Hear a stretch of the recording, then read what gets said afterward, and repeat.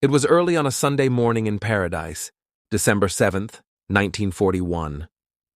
In the quiet neighborhoods of Oahu, children were rubbing sleep from their eyes. Families were frying eggs, dressing for church, or packing towels for a beach picnic.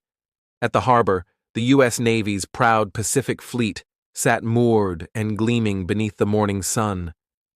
Battleships like the Arizona, the Oklahoma, and the West Virginia floated at anchor. Flags stirred lazily in the breeze. The water was calm. The sky was blue. And then, without warning, the world caught fire. Shortly before 8 a.m., a thunderous roar erupted above the island. The sky, once serene, was suddenly full of black smoke and silver wings.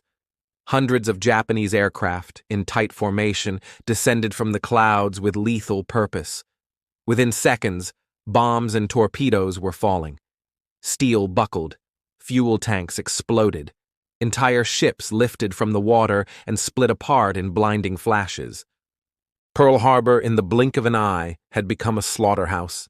Men were blown out of their bunks. Others ran topside, barefoot and shirtless, only to be cut down by machine gun fire from the sky. Some jumped into the harbor to escape the flames, only to find the water slick with burning oil. It would all be over in under 2 hours. But in that short time, the United States would lose more than it ever imagined, and gain something it never wanted.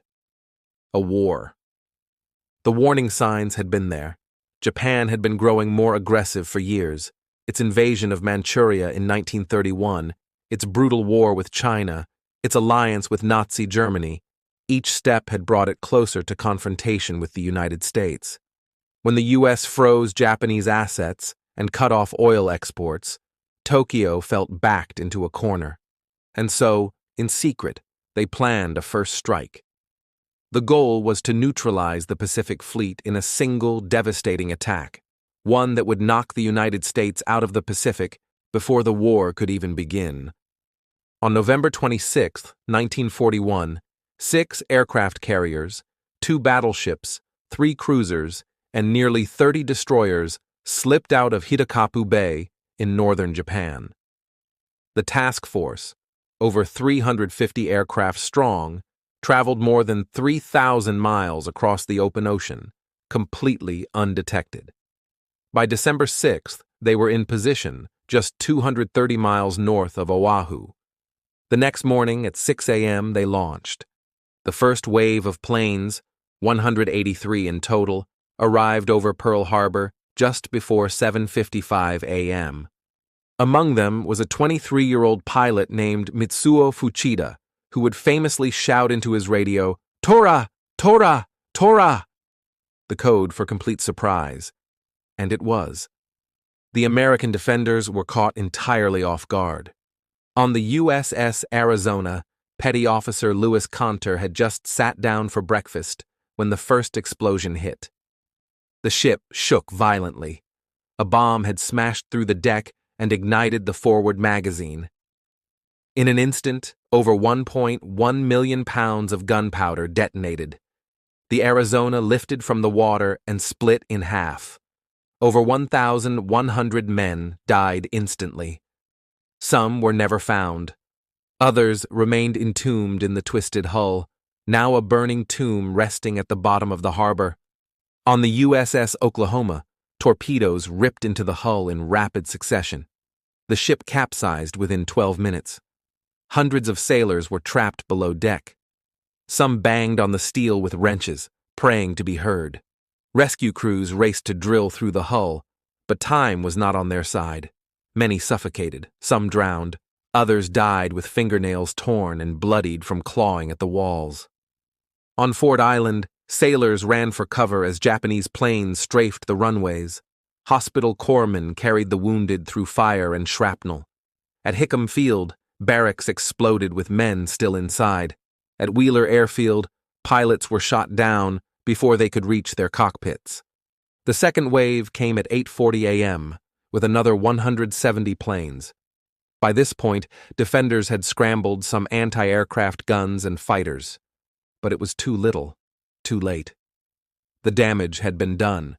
Ships were burning, capsized or sunk.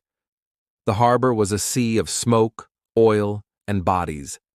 The Japanese lost only 29 planes and 5 midget submarines. The United States lost 2,403 lives, 68 of them civilians. Another 1,178 were wounded. 8 battleships were damaged or destroyed.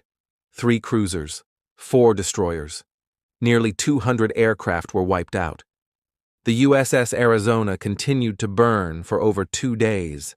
Even now, a slow trickle of oil rises from her wreck, staining the water with what sailors call her black tears. But in their haste, the Japanese had missed key targets. The U.S. aircraft carriers, Enterprise, Lexington, and Saratoga, were not in port. The repair facilities, fuel depots, and submarine base were all left untouched.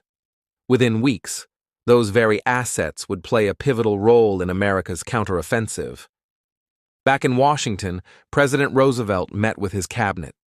That same afternoon, he dictated his speech to Congress. Yesterday, he began, December 7th, 1941, a date which will live in infamy, the United States of America was suddenly and deliberately attacked by naval and air forces of the Empire of Japan. Congress declared war within the hour. Only one vote, Representative Jeannette Rankin, stood in opposition. The rest of the country was united as never before. Across America, lines formed at enlistment offices. Men lied about their age to sign up. Families donated scrap metal, bought war bonds, and rationed food. Young women joined the workforce in droves, building planes, tanks, and ships. Pearl Harbor had awakened something dormant in the American spirit: resolve, rage, and unity. In Tokyo, Admiral Yamamoto, the architect of the attack, felt no joy in his success. "I fear all we have done," he said, "is to awaken a sleeping giant and fill him with a terrible resolve." He was right. In less than 6 months, at the Battle of Midway, the U.S. Navy would sink 4 Japanese aircraft carriers, the same ones that had launched the attack on Pearl Harbor. The tide had begun to turn. The war in the Pacific would rage for nearly 4 more years. It would claim millions of lives and end only after the atomic bombings of Hiroshima and Nagasaki.